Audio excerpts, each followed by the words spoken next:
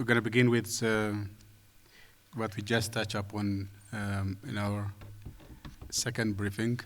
During our second briefing, we said the major operation was almost over, and reconstruction of Tigray and bringing criminals to justice would soon resume. So our first objective, which was coined as three major objectives, that was ensuring and upholding rule of law and upholding constitution and defending our soldiers, and also destroying the armaments which might cause massive destruction against people and properties, and to bring criminal suspects to justice was major objectives. That was over. The final, the medium objective in the second phase was to also liberate Mekelle and to finalize major military operation. That's also is over. We are now with our last and sustaining phase of the operation, which mainly is to apprehend suspects to justice. Second, to instate interim administration, which guides and leads grassroots discussions, community discussions, and make sure the social and economic activities would resume, like markets, banks, and schools and health facilities, and services would resume soon. And now in many cities, this interim administration has already been constituted. There are only few major cities and towns which are yet to be addressed, like Mekelle, Aksum, Adwa, and Adigrat. In these towns, very soon the interim administration will be constituted, and the public grassroots discussion will begin. In other smaller towns, already the administration has been set up, and but the public has begun discussing. The third point of this final phase is to reconstruct and rehabilitate the devastated infrastructure, like telecom, which was actually not only cut off just the communication, but also in several cities and towns, the fiber optics was destructed, and then that fiber optics has to be reconnected. Also rehabilitating the power generation is another impediment for the public to begin enjoying the daily life with power. That's also a difficulty. And then in many cities, smaller towns and cities, it has already been reconnected. In major cities like in Mekelle, yet a work has to be done in the coming few weeks. A contingency team has already been sent to Mekelle and Aksum and Adigrat to make sure that both telephone, power, and roads are reconnected and reconstructed. Also, as you might have been aware, number of roads have been damaged. Number of bridges has been destroyed. Now, so finding a temporary bridge and then also the rehabilitating the roads is a work also to be done in the coming few days and weeks. Some may take also months to put in place a permanent infrastructure there. Apprehending the criminals, as you might have been aware, few of the senior leadership have already been apprehended, like the former House of Speaker, Keria, and the former also Deputy Administrator of Tigray region, Ambassador Adisubalema, have already been apprehended. Then the hunt for the rest is continued as the military and the police force have already announced that the hideouts whereabouts are already identified, and the chase is continued. So both institutions would believe it would be a matter of days or few days or weeks before most of them would be apprehended.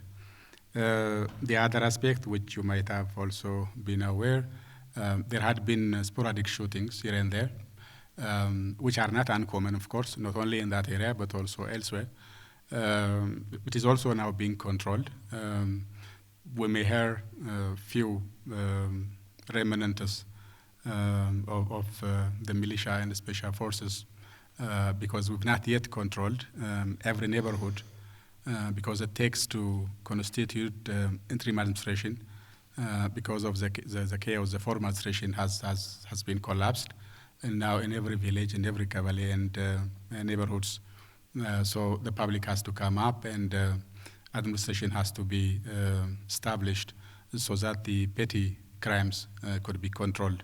So these are the major tasks that are remained. With regards to humanitarian action, disbursement of food and medical items have already begun last week in smaller cities.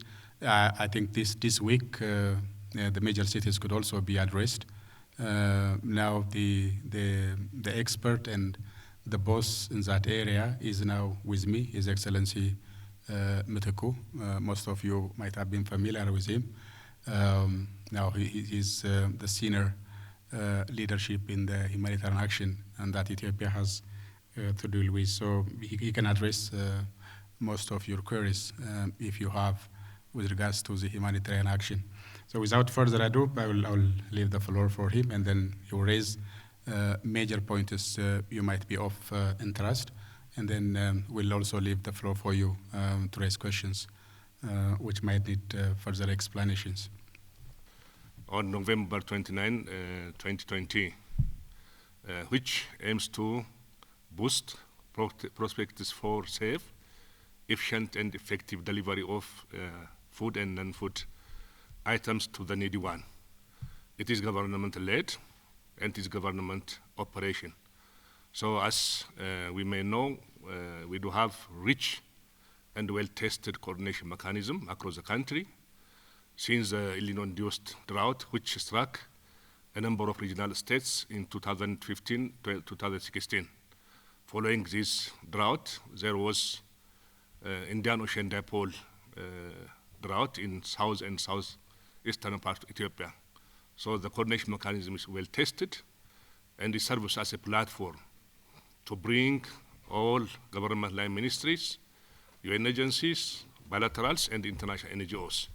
So it is simply to add focus for both government line ministries and international partners to work together to speed up food and non-food supply to Tigray region, border areas of Amara and Afar. This is the purpose of the agreement which was made between the government and United Nations. Second, I want to focus on coordination mechanism. It is key and vital. Unless we do have robust and vibrant coordination mechanism, it would be futile exercise for all partners, including government line ministries. So that we have, as I mentioned earlier, well-tested coordination mechanism. The coordination mechanism is based on cluster approach. We do have 10 clusters. I would like to mention the name of the clusters because it helps for you to communicate both line ministries as well as partners which are working on each cluster. Agriculture and livestock, water and sanitation, health, nutrition, food, logistics, non-food items and shelter, children and women protection, education and site management. For instance, water and sanitation, co-chaired by Ministry of Water, Irrigation and Energy, and UNICEF, respectively, because UNICEF, it has a major stake in the water and sanitation sector. In this cluster, we have NGOs, international NGOs, like Oxfam GB, Gold Ethiopia, and others. So each cluster serves as a platform, as I mentioned earlier, to bring the efforts of both line ministry and all institutions or partners which are working in the areas of water and sanitation. The same holds true for the remaining clusters. This is the way we are handling emergency response whenever we do have rapid onset disasters as well as slow onset disasters. This is a coordination mechanism. Second, key members of the cluster are represented in the Emergency Coordination Center. You know well about Emergency Coordination Center. It is an international standard. It brings all partners in one platform, in one room, to coordinate well all efforts of food and non-food supply. So key members of clusters are represented in the Emergency Coordination Center, which is hosted at the National Disaster Risk Management Commission. So they are working for 7 days and 24 hours, through which we are able to coordinate all efforts, as I mentioned earlier, to deliver food and non-food items to the needy one. Given the urgency of the current condition, this Emergency Coordination Center is working closely with the National Disaster Prevention and Preparedness Committee. According to the National Disaster Risk Management Policy and Strategy, there are 9 ministries which are designated as a lead agency, which are working with the international partners, are represented as a member of the National Committee. So the National Committee currently has frequent meeting, virtually on everyday basis and physically on weekly basis. So this helps us to give direction, to decide that decision and direction implemented by the Emergency Coordination Center, which is hosted, as I mentioned earlier, as the National Disaster Risk Management Commission. This is the way that we are handling all emergencies, including the current one. When I proceed to humanitarian assistance, as you know, it is a basic issue because we have to respond as quickly as possible in order to save the lives of the needy population. So from the government side, the government has started earlier, as mentioned earlier by His Excellency, Ambassador Redwan. So currently, we are able to dispatch non-food and food items to deliver for more than 250,000 people in the region. So most of the commodities have already reached major sites in the region. We deploy around 8 coordination teams, which are drawn from a member of the National Disaster Prevention and Preparedness Committee to coordinate and facilitate the delivery of the food and non-food items to the needy one. This arrangement is not the first one. We do have rich experience while we were managing the Gadeoguji conflict and other conflicts after Gadeoguji operation. So the 8 teams, which are deployed to major sites, currently are working strongly to facilitate the delivery of food and non-food items to the needy one. So our effort will continue. Now we are closely working with international partners based on the clusters that I mentioned earlier. These are the overall pictures that I want to give you as this briefing session. Thank you. Mitiku, how many people are in need of emergency food assistance or food or non-food items by your assessment? Thank you very much. The former House Speaker, Ms. Keria, and the former Deputy of the Tigray region, you said that they have been apprehended. Have they been brought to court, and what was their, how was they apprehended? If you could give us details, that would be nice. And the other question that I have is, while the Ethiopian government is reportedly agreed to grant access to humanitarian agencies with the UN, we're still hearing of reports of limited access to that area. So why is that, and what are you doing about that? That's my question. Thank you very much. My name is Prukab Brown from the Reporter newspaper. Although you mentioned, Ambassador Redwan, although you mentioned that there are sporadic firings in the Tigray region, there are some reports that tell us that this ongoing war in Tigray is hindering humanitarian access and activities of humanitarian activities there. So how much is this affecting the humanitarian activities of Mitiku's office? The other is, for how long are you expecting this humanitarian assistance going to stay there? So when do you plan to conclude this provision of humanitarian services there? Thank you. Hello, I'm Noé Ochebodin from Radio France International. Just can we have a more precise idea of what kind of supply has been delivered to Tigray in terms of humanitarian aid, and to which areas of Tigray at the moment? And also, do you have an idea when the UN will be able to also access the region? Thank you. Hi, Simon Marks with the New York Times and Bloomberg. I had two questions, kind of linked to what we've just heard, but on access for the UN, many officials are complaining that there's just too many bottlenecks.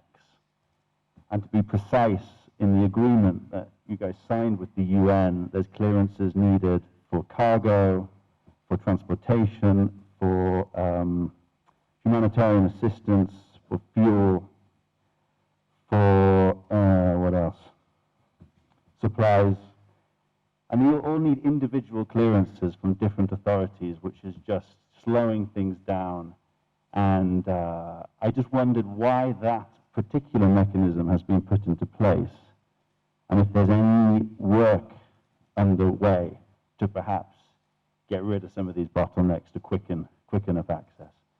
And just secondly, I just wondered, so we're in the third phase of this law enforcement operation now, and I just wondered if that's the case, then why not grant access to journalists who have been asking for, I think, for weeks now to get up there? Thanks. Thank you so much for inviting us.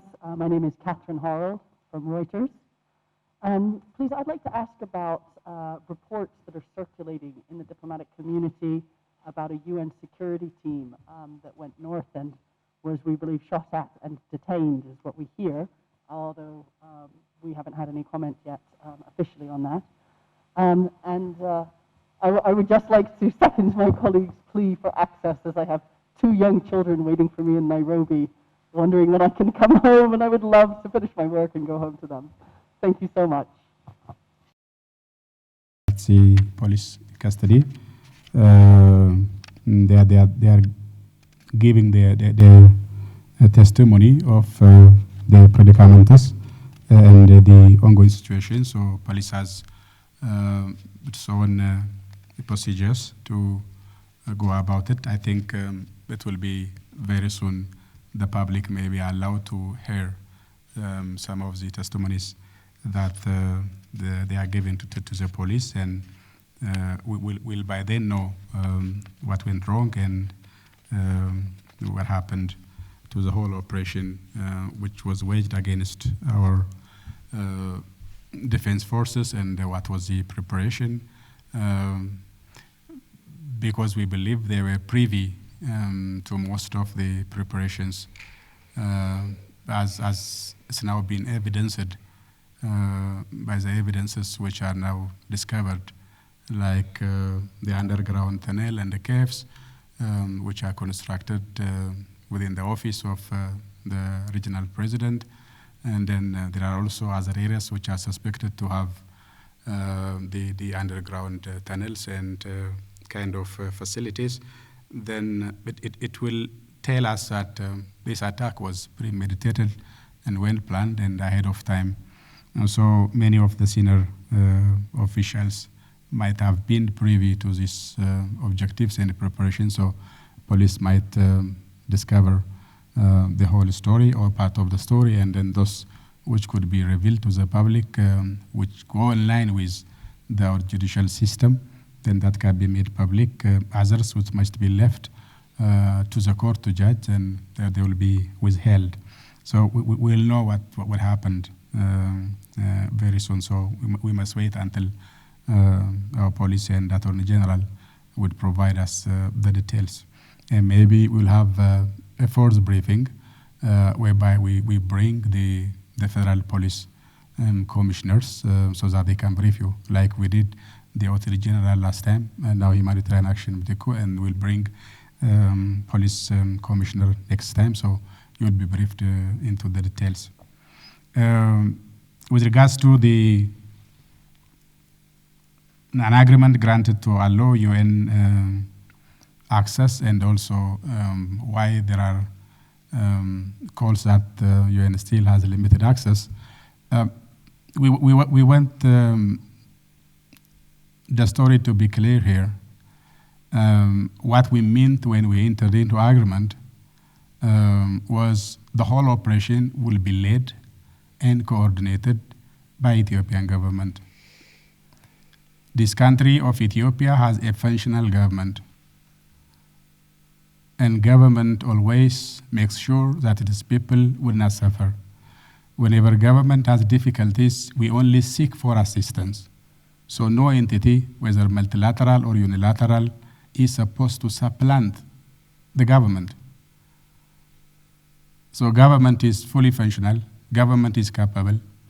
From our experience, as you might have known, it's not new for us to deal with humanitarian actions, whether with El Nino, whether it other droughts, whether with abject poverty due to lack of wetland.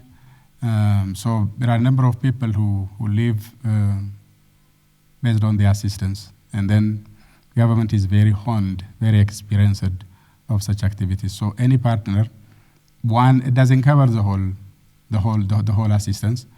Still, he might express from our experience, usually 60% of assistance always comes from Ethiopian coffer. So we are the ones feeding our people.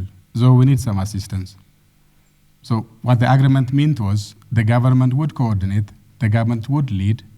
So whenever the government creates access to operate humanitarian action, then UN agencies would be on board. Whenever we say then it is not safe to be accessed, then UN and other entities of our partners have to comply to that. That goes with question of, I think, Catherine. Yes, some of the UN staffs were actually detained and some were shot at. Why that happened? So this country is not no man's land. It has a government. It only has difficulty in the north. So they were told in some of areas they were not supposed to move. But they indulged themselves to in kind of adventurous expedition. They broke 2 checkpoints to drive hastily to areas where they were not supposed to go, that they were told not to go. So they were left alone when they broke 2 checkpoints, and then when they were about to break the 3rd one, they were shot at and detained. Now, of course, they are free. So this must be clear that this is Ethiopia, a country which has thousands of years of statehood. So no one can have a free ride. If anybody is told not to go, then they have to abide by. You cannot deny the government warning and then try to roughshod on everybody. No staff, from whatever corner it comes, whatever background it has to respect the government's order. When the government believes that a certain area is not safe anymore, then people should stop there. That also works for UN. The agreement that we entered was in a belief that UN would collaborate with us, and we, the government, would call the shots. So we coordinate, we lead, but we need assistance and partner. For some partners to drive alone, to move alone, to roam alone, is not allowed. There is no such a thing as unfettered access in every corner of Ethiopia. It is led by the government, and then everybody should listen to the government, where to go and where not to go. You can only have unfettered access when you reach to no man's land, and this is not no man's land. This is a country of a sovereign nation. This is a country of a government who functions. This is a country whose government is used to for all sorts of difficulties. Now, because we said there are some sporadic shootings, not war, as some of you would like to call it, It's not a war. Sporadic shooting is common not only in Tigray. Sporadic shooting is there in Mitiku, in Benshangul, in Oromia. So what we hear in Tigray is not something that is special of its kind, something that does not stand alone. We are used to shootouts with some disgruntled elements. And we made it clear there are some remnants of the special forces and militia who have not yet surrendered, who somehow made it to mingle with the public, who somehow made it to hide out in certain bushes, even though they may not have some regular leadership and command and supply of resources, but they can still keep on shooting until they run out of their ammunition. So that's why we say this is a police work. It's not military operation. It's not that combating, but the kind of hooligan, a kind of an outlaw sort of shooting you might have. But if you are escorted by the military, then it would be safe. That's why still our humanitarian assistance has to be escorted with defense forces. The first time when they traveled with less convoy, they were ambushed. Second time, what we did was we had to reinforce the convoy. So it doesn't mean that we don't hear about shootings. Hearing shooting doesn't mean we are at all war. Hearing shooting doesn't mean that we are combating entirely. Shooting you can hear in towns. Shooting you can hear in several parts of Ethiopia. Shooting is not uncommon. Shooting you are common even in Western cities and in schools. So you can have any disgruntled element to just shoot at somebody. Particularly in this case, Mitiku can also address it. The stores of humanitarian assistance for even Eritreans was looted. Now when we try to replenish it, then they have to make sure that assistance would not reach to the public because that would help to the leadership to paint humanitarian crisis. Now people were saying, okay, the Ethiopian government would not afford to fight with TPLF, that the war would be prolonged, and then if the war would be prolonged, then it would descend the country into quagmire. Then the plausible recourse was to sit down and negotiate. We said we can finish it within a short period of time, and we did it within 3 weeks. So that's the surprise of our partners. Now there are some people, okay, yes, they are defeated, they are on the run, but still they think they will regroup and then begin guerrilla fighting. You are saying that's not going to happen either.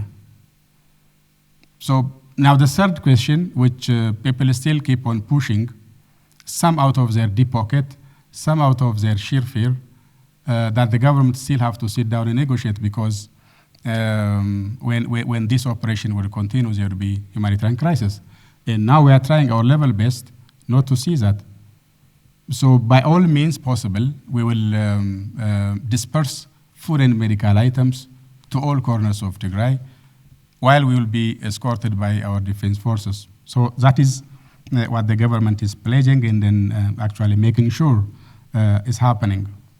So UN will have given access, and it has given access, but only whenever the government reaches, then UN reaches. Whenever the government says that it is not yet safe, then it has to be heard. That's what we are saying. When do you allow independent investigation? Again, it goes with what I said.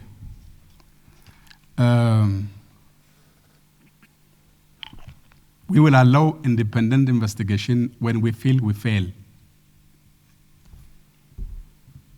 When the Ethiopian government feels that it failed to investigate, we will invite others to assist us. To assume that Ethiopia doesn't have a functional government, and to anybody to assume that it can come and do the things that we cannot do, is belittling the government. Ethiopia is being run by a strong, functional government, which knows how to govern a nation. It doesn't need a babysitter. So any entity should wait until we invite. for an independent investigation. No one would be concerned more than that we are concerned about ourselves. What happened in Tigray, what happened in Maikadra, happened on us, happened to us, happened by us. So we know how to investigate and we'll bring the evidence. The first entity, the first body that Ethiopian government is accountable for is Ethiopian people. And then we'll produce the evidence, because evidence is being produced, both in photos and videos and oral testimonies, and then that will be provided to the court. That will be prepared in international standard, and that will be prepared in accordance to our national standard, and then people will judge them. If anybody who might have some suspicion, then they can go through the document, they can go through the verifications and documents and evidences, and then they can ask. But to push aside the government and then to begin investigation of a certain alien is not allowed, because this is not a colony, a former colony or a current colony. This is an ancient country who runs its affairs for thousands of years. So we've been through up and downs, we've been through turns and twists, and we can handle this one too, because we handled more severe atrocity than this one too. So it has to be weighted, it has to be listened to the government when and how it will be obliged to seek for assistance. If we say we can handle it, then others should wait and listen, and then see and witness as how we can handle it. So that's how it has to go.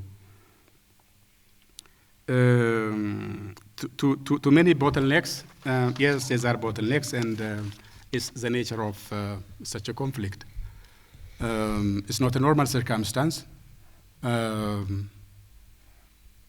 was an operation to oust one of the staunchest, the strongest, well-armed, well-entrenched entity who had been governing the entire region, and to oust every element, particularly those armed ones and those who were calling the shots, is not an easy task. So it was only because the Ethiopian government was effective enough to have done so in a swift manner.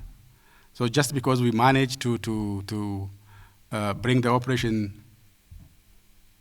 to an end within 3 weeks doesn't mean that we were in a picnic. It was very, very tough assignment. It was very tough operation, but because the government was very much cautious and very much caring about the lives of people and about the properties, the public properties, that under that 3 weeks of operation, both on the ground and airstrike, that the other side could not produce a single life that were passed away due to the strike. I'm not saying there were not people died. There were people massacred in their hundreds. There were soldiers which were slaughtered and stabbed and beaten to death by whatever that the forces had at their disposal. And also there might be some people who actually might be killed due to crossfire. So we are not ruling out that no people, no individual have actually lost his or her life during this operation. What we meant was, during the air operation, because the only place that you might have seen is a certain shanty house in the suburbs of Mekelle, which was partly destroyed. That is the only property that the TPLF leadership could produce. Now, if a single individual was dead out of the airstrike, you could have had it on your screen photos, on the background of every media, and that could have been the poster child. So it's not they mean to spare us. If our strike killed anybody, that would have been a news, the headline in every media, in every NGO. Why didn't they come up with those photos? Because there was none. We are not saying that not people killed. People could be killed out of crossfire, out of missing targets during the ground operation. So that we could come up, and then we would just keep on counting. We just keep on discovering both hospitals and elsewhere, because they are all people, and then every life matters. So every life that's lost, every people that lost a body or wounded have to be known. Just because we have to know to mourn, and we have to know to assist those who are wounded and still alive. So it's not to be accountable to anybody other than Ethiopians, because they are our compatriots, because they are our people, because they are sisters and brothers and mothers and fathers or cousins. We care. It doesn't matter whether anybody was shot at from our soldiers or killed by militia and special force of Tigray. They are all Ethiopians, and we care. We were not fighting with a foreign enemy. It was a family feud. Some went astray, just became rogue. And like any rogue element kills his family, and then they began killing us, and then we have to subdue them. It was unfortunate. We'll never be happy. Now the operation is over, and then you see nobody celebrating, particularly in the government, because it's a loss, an Ethiopian loss. Any life that is lost is a loss, a minus to Ethiopians. So we are not hiding that anybody who is killed by the airstrike, just because there was none, that we had to stick to the fact. So now we are pushing the cities and towns whereby media can easily go and access reporters. The first phase was like in the Kobo area and in Gondar area. I think very soon we'll make sure when the interim administration is actually established and then begin running business smoothly, then we will also try to expand it like to other areas which go deeper to Tigray. And maybe very soon, if the interim administration will be established in Tigray and other major areas, then it becomes easier. So our hope is both media and donor agencies would make it easier to talk to somebody who have public authority. And then now interim government is trying to maintain the local, both the Kabale and Warada administration and council members, which have been serving during the TPLF time. Because as it's been said time and again, the government is actually looking after the very top echelon, which are already suspected of up to some criminal activities. Otherwise, the lower echelon, both in the Kabale and Warada, by and large, they could still be allowed to serve, except for those who somehow flee out of fear or out of involvement in some criminal activities. So that would expedite the activity of establishing the interim administration. So once that's established in most of the states, and then it begins running smoothly, its daily business, then you will have somebody to talk to. Otherwise, even though the major fighting is not going on, then there is no somebody who would readily would talk to, and then you will end up in all sorts of confusion. So, and then you may have some generals in some cities and towns, and they are busy looking after the criminals and trying to make sure that no any further criminal activity would actually be allowed in the city. So instead of talking to soldiers and their generals, it would be easier for you to talk to somebody who would explain what happened earlier and then what's going on, so what might be the plan in the future. So these are the only reasons that we are not somehow comfortable to let everybody go in which direction with their whims and caprice. So it has to be planned, it has to be safe. Then there has to be somebody who would explain and guide you. And then now we are moving forward into deeper towns and cities. I think by early next week, then we'll notify you again some other additional towns and cities whereby you can easily go and then talk to anybody which might be of your interest. So these are the only questions. Otherwise, there isn't something that we don't want you to get access to. The only problem is there is no one who would take care of you. Then you will end up in being ambushed And then even some hooligans, the city hooligans, because you know, it's only now that food assistance is going. For about a month, then there was no one to look after and support people in the towns and cities. And then, as you might have also been aware, in many towns and cities, there were people who used to live on daily basis to get something and then go to like services shops and supermarkets and buy something and eat. Now those are closed. And then you might not know what will happen even to you, particularly the foreigners. You will be an easy prey. And then it becomes a news enough. And instead of taking care of our own business, and then we'll be forced to explain as to what happened to you. And then you may not want it. So it's good for us to make sure that cities are safe. And then we allow you. So you can discover whatever happened, even though you go tomorrow or next month or next week. Don't worry, if something wrong happened, then you won't miss it. So it's only good things which have a short memory. If there are something went wrong, then you can unearth it. You can discover it. So it could not be hidden anyway. So we'll allow you. It's only for your safety and then for the right information to be garnered from the right person. Once we make sure that happens, and you've had access to go everywhere in Ethiopia when we feel it is safe, and then we'll definitely make sure that it's going to happen very much soon, and then we will celebrate when it's over. We had 1.8 million beneficiaries, 110 IDP, 110,000 IDP, 600,000 relief, and 1.1 million PSNP Productive Safety Net Program. So the sum of the whole beneficiaries is 1.8. In my view, additional beneficiaries may need emergency assistance.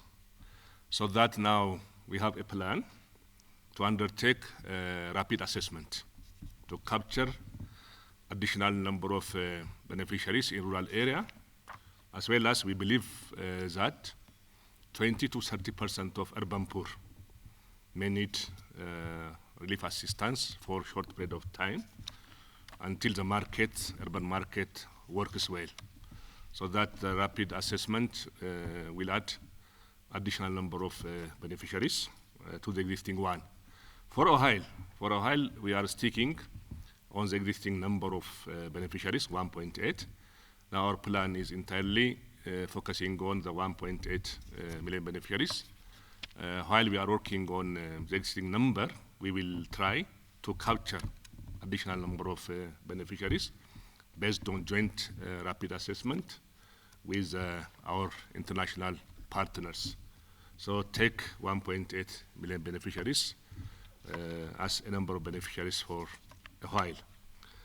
Second, regarding the composition of the food items, non-food items, as well as the areas we are responding. As you may know, we do have food distribution sites. These food distribution sites may not work currently because we have to identify which food distribution sites works well and which are not work for a while.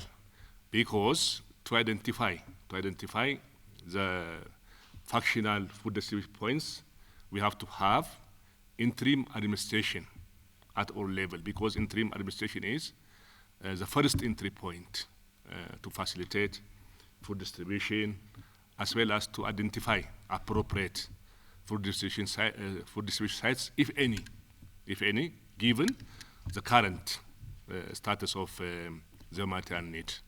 So for a while, we are working on central, western, and southern part of Tigray. So the major sites which are selected as central, western, and southern part are serving as a hub. We dispose or we preposition all food and non-food items at these three areas. Then the remaining areas are outreached from these hubs, be it urban areas or towns and rural qabalis. So this is the arrangement currently we are working on. Regarding the composition of the food item, it comprises wheat, pulse, edible oil, CSCB, corn blended. It is supporting nutrition food, which is intended to children under 5 and lactating and pregnant women. So that this amount or composition of the food is expected to give 2,200 kilocalorie per person per day. This is international standard of food composition, which is made clear by WFP internationally. So we follow this standard to address the needy ones across the country. Third, on the access issue, I think it went well by His Excellency Ambassador. I would add some critical points on the access issue. I think in the Ethiopian context, it is not new for us. Access issue, coordination, it is not new. We have passed a number of challenges in drought, in flood, in conflict. Even we can share best practices to a number of countries. Of course, we are doing that. We are doing so. So, in the agreement, in the actual existing coordination mechanism, it is government-led. The government should lead. It is our country principle. It should be government-led. Every activity, every mission should be joint. We stick on this approach. So, under the Ministry of Peace, we are discussing thoroughly with resident coordinator how to facilitate access issue in areas which are safe. So, all partners should align their resources with the government. Now we are using military escort in some areas. We are using convoy so that any UN, bilateral, and international NGO can align their resource with the government, maintaining their areas of operation. We don't need to mix the areas of operation because they do have their own waradas, they do have their own areas of operation. We don't need to compromise it. Otherwise, we can avail convoy, we can avail military escorting to reach to the point where they are providing food and non-food items to the needy one. This approach, this is the case that we are discussing time and again with the partners. Second, this problem might be solved within 15 days, 15 days, because we are working strongly because the government can pave the way how to address the food and non-food supply to the needy one. Once we pave the way, all partners should follow the government line. This is the way out to solve the current problem. The final one, the duration, how long we are providing emergency assistance in rural and urban area. I think this emergency assistance will continue for the year 2021 based on rapid assessment. Second, we will be deploying multi-agency team comprising line ministries, UN agencies, bilaterals, and international NGOs to Meher producing area and pastoral area. So this team is expected to come up with new figure for 2021. So this figure for 2021 is, it will be official figure for both the government line ministries as well as partners to respond.